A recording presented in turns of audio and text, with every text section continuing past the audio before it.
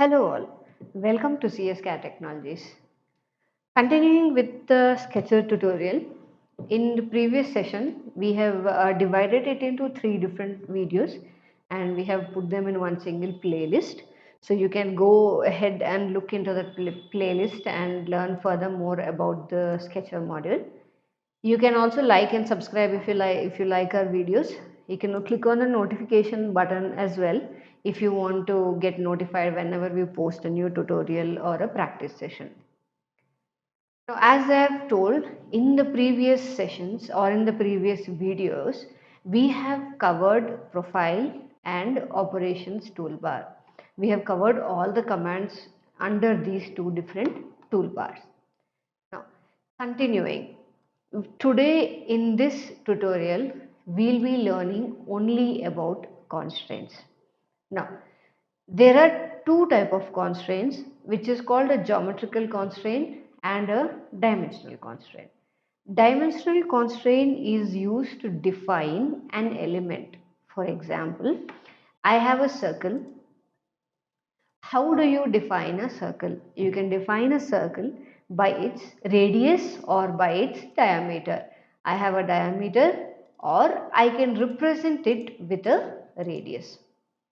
The same way, if I have a rectangle, how do you define it? You can give the length as well as the height.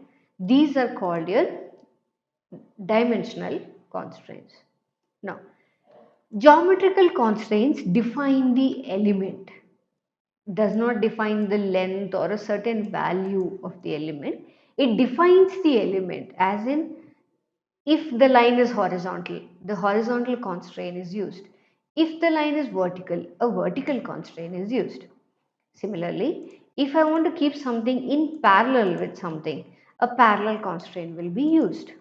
Or if I want to show you parallelism in a better way, if you want to keep these two parallel to each other, this is your parallel constraint. So there are different type of geometrical constraints used in CATIA.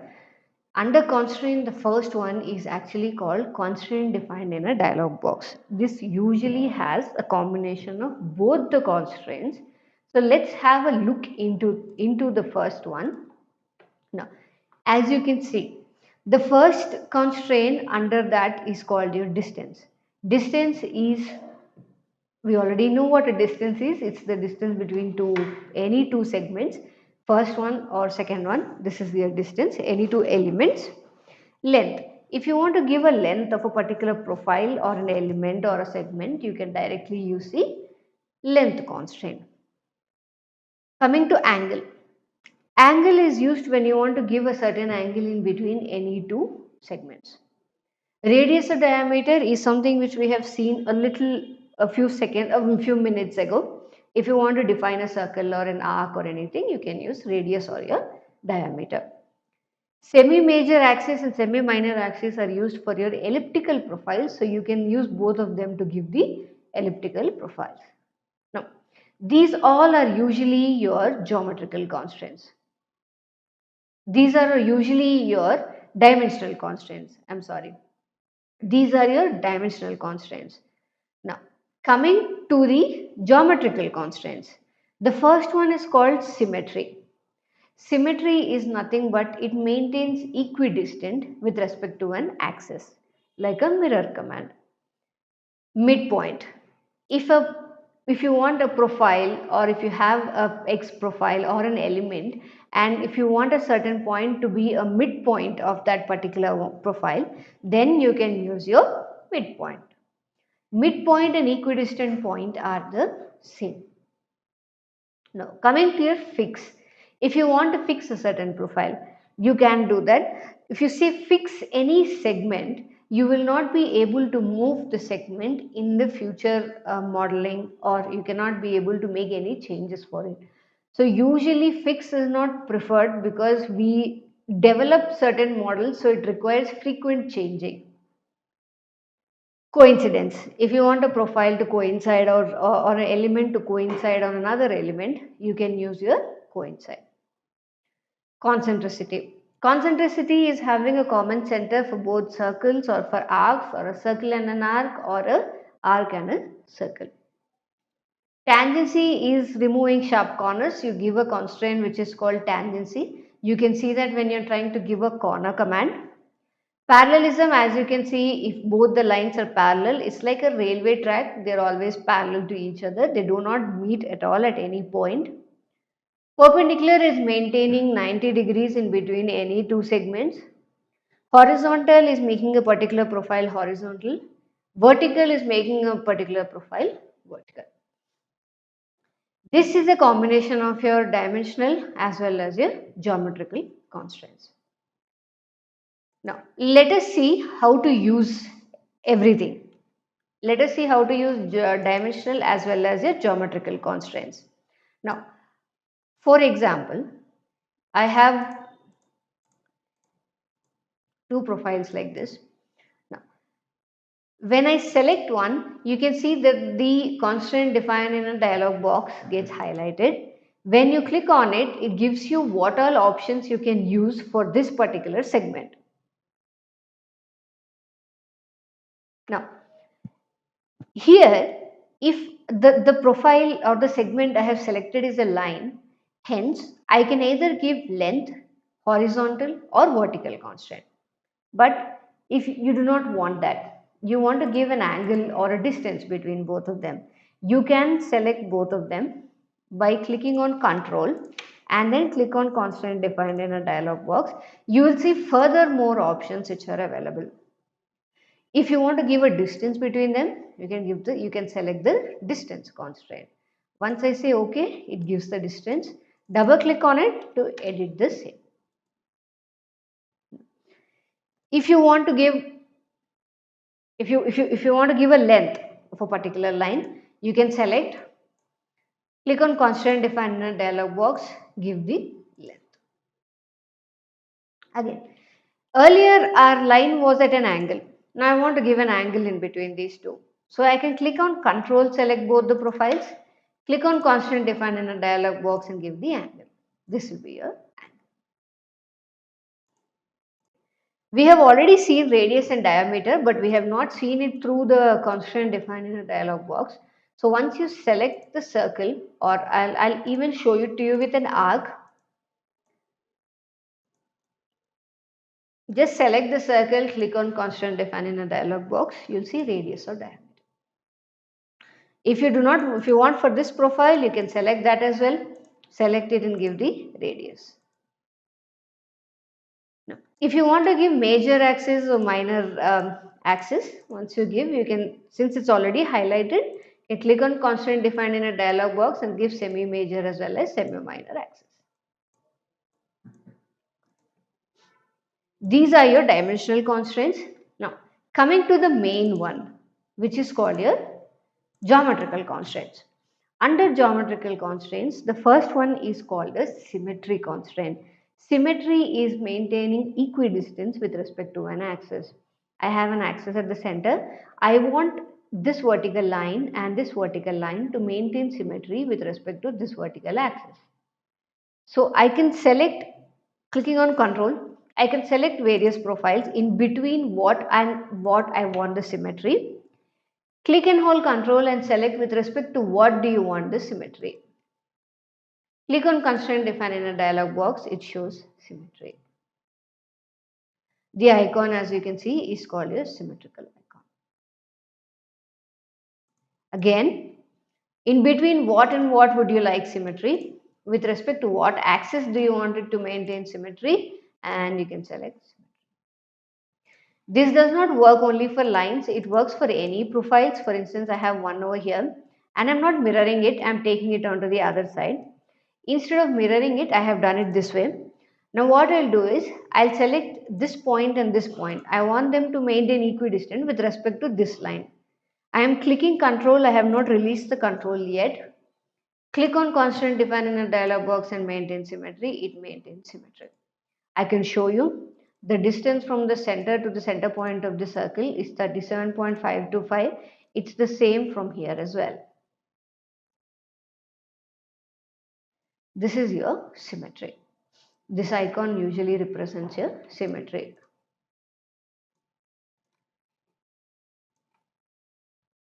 Now, coming to your midpoint.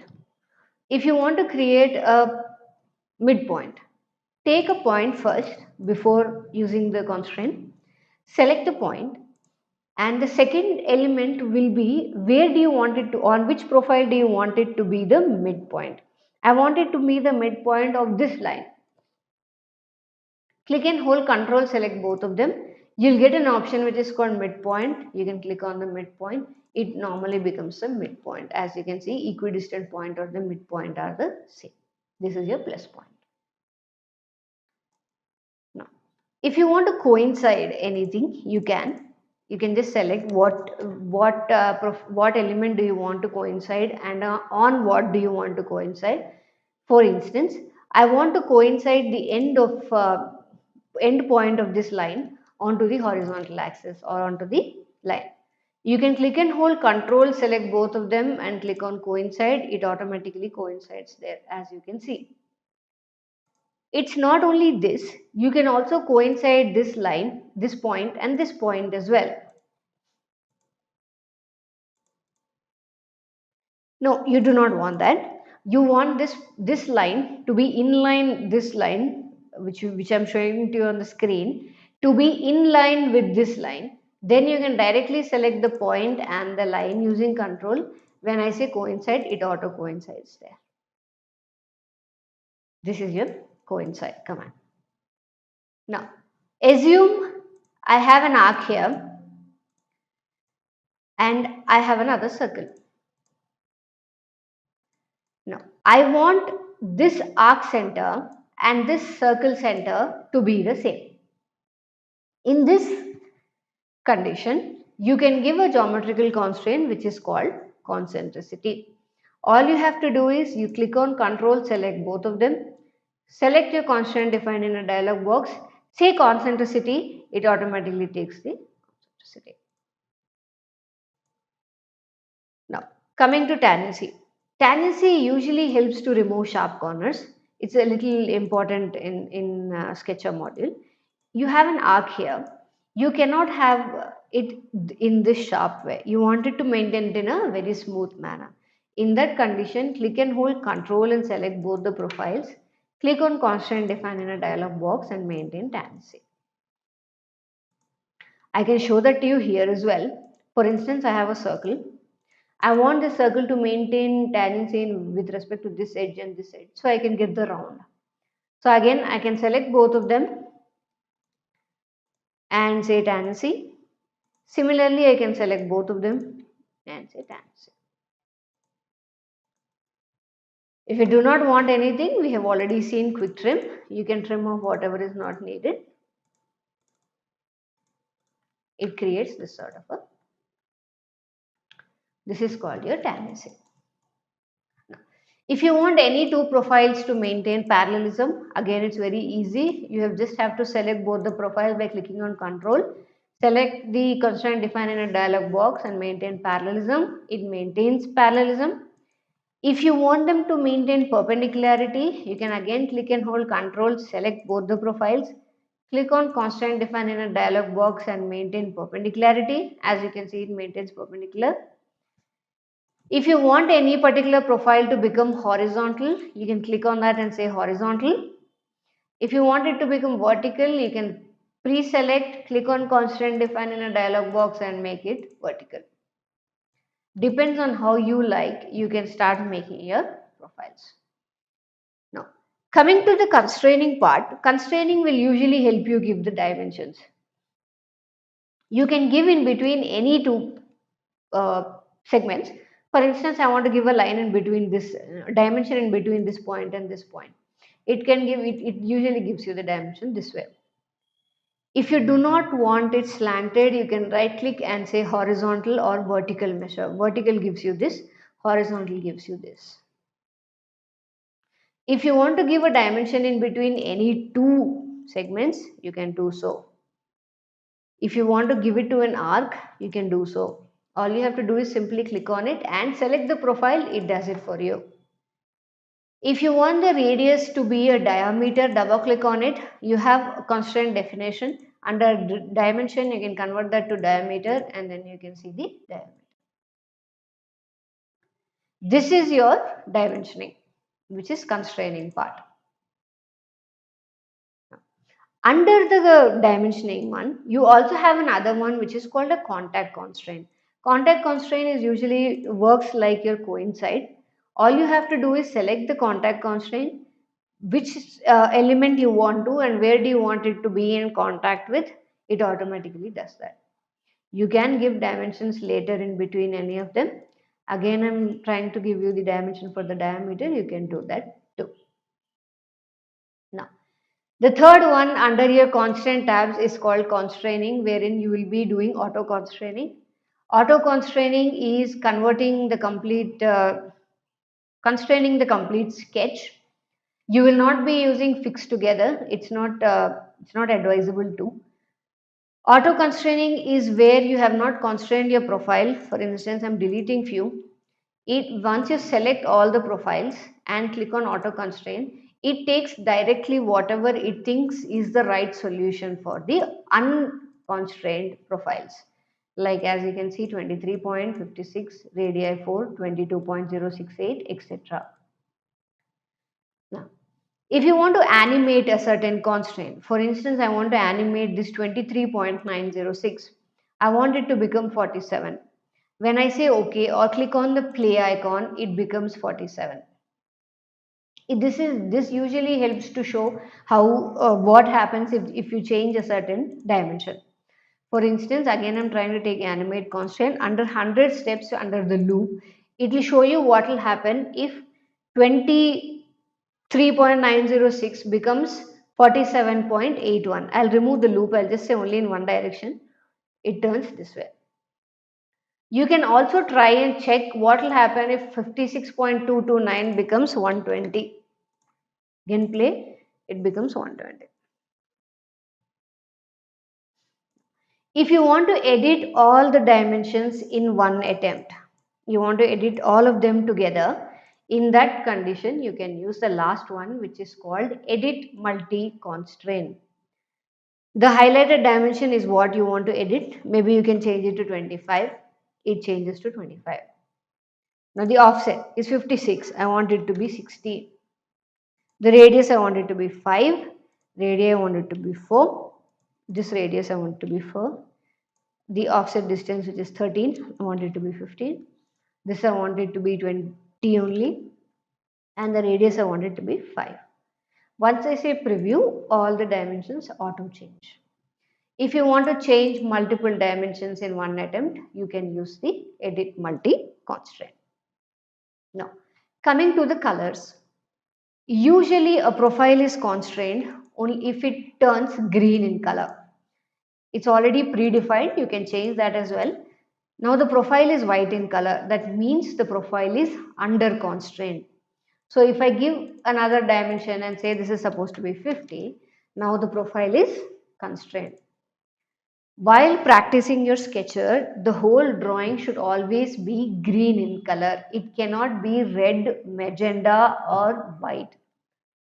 Red or magenta is over constraining. If it turns dark red, it means that it cannot do that particular change. That means the change whatever you're trying to do is unacceptable. Now, I'll show you another type of constraining. All the constraining should be done with respect to 0, 0. If you do not do it, the sketch will again be under constraint. All you have to do is give the dimensions in between these two. Again, I'm trying to take a dimension in between these two.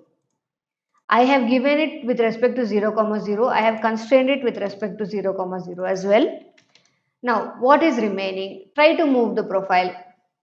Okay, we have not given the length. So, let's try to take the length. Now, again try to move. We have not given the width. So, let's try to give the width. Now, the profile is completely constrained. This is how you constrain your profile using geometrical and your dimensional constraints. There are a lot more shortcuts involved in doing so, which will be actually covered in the advanced level. So if you're willing to learn further more about how to constrain and how to work on it, we'd be happy to help. Our details are given in the description below. Please feel free to contact us.